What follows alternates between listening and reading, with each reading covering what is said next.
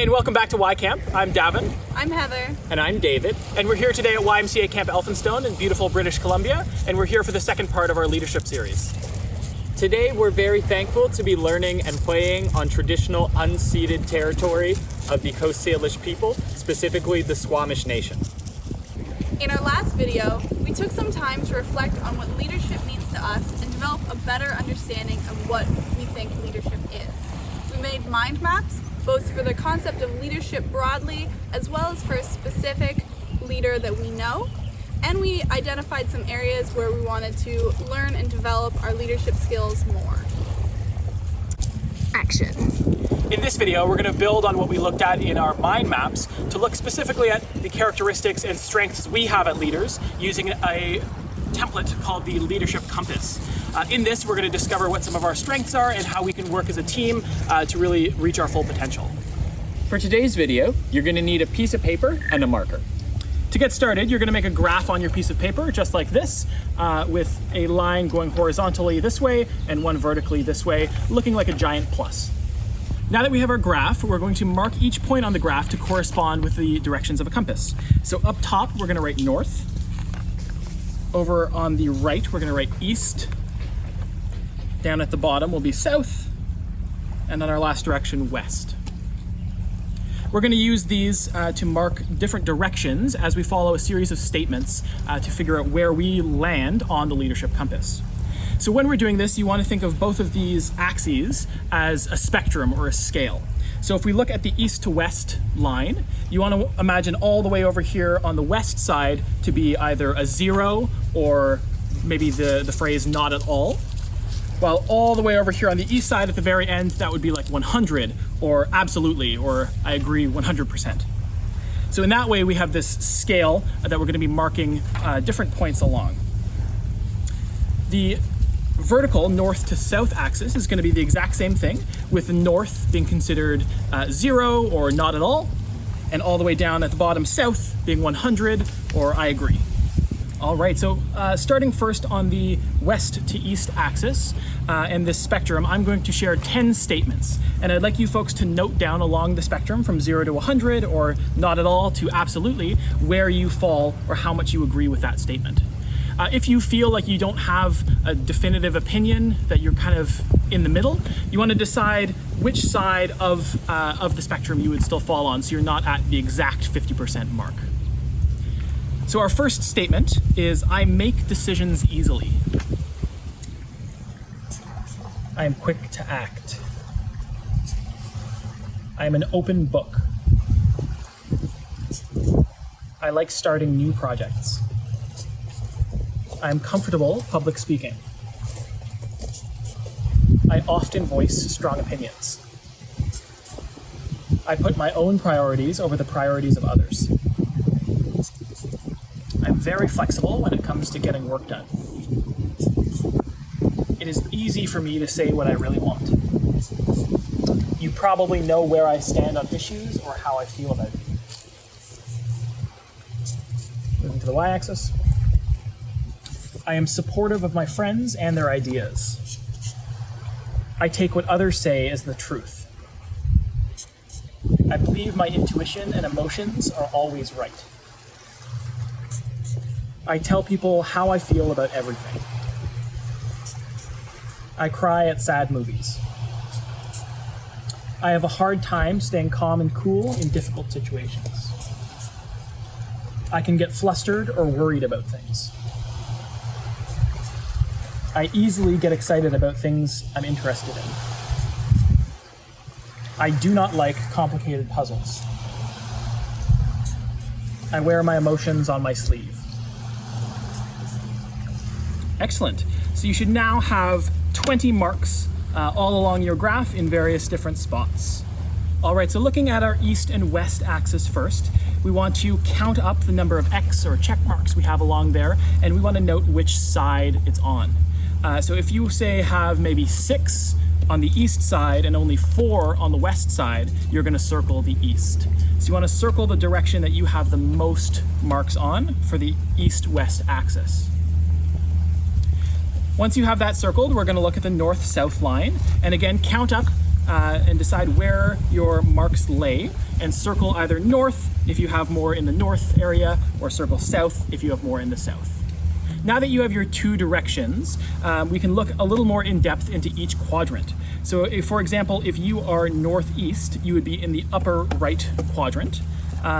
Heather, what directions do you have?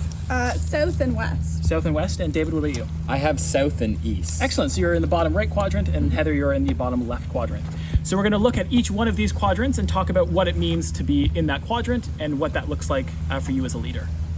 So first we're going to look at the northwest quadrant, which is the top left, and we're going to name this one Analyst and Architect. So this is a type of leader who likes to gather all the information they can before making a decision. They're often very detail-oriented and like to make decisions based on fact rather than emotion. So I personally fall in this category.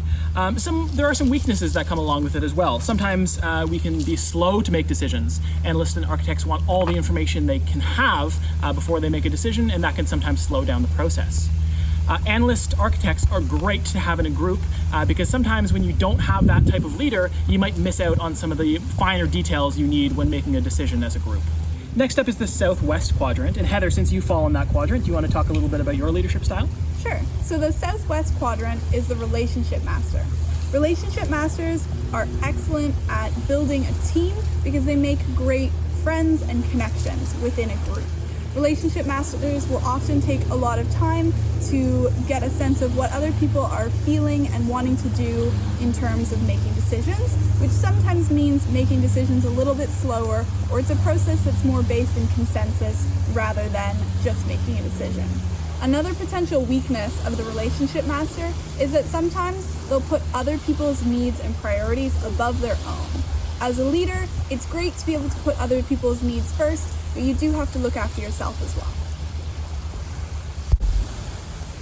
Overall, a relationship master brings to the table the ability to listen and hear every group member's ideas and opinions, and to help make well-rounded decisions as a result of that. Our northeast quadrant at the top right is the driver. So the driver is a leader who leads through action and direction. A driver is really great at making quick decisions and weighing out different options. They're often very direct and really like to make things happen, and they're not really afraid of feedback.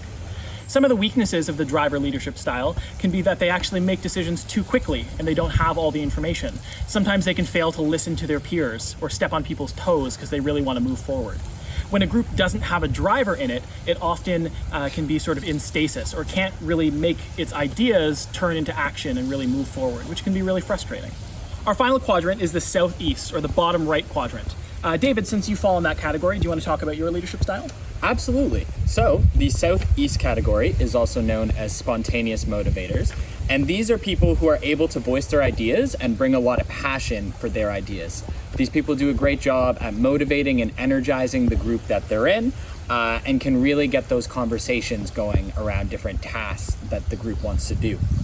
Some things for spontaneous motivators to look out for is that they can become really attached to their ideas. They get very passionate about them and might not want to let them go or always hear other people's perspectives on them.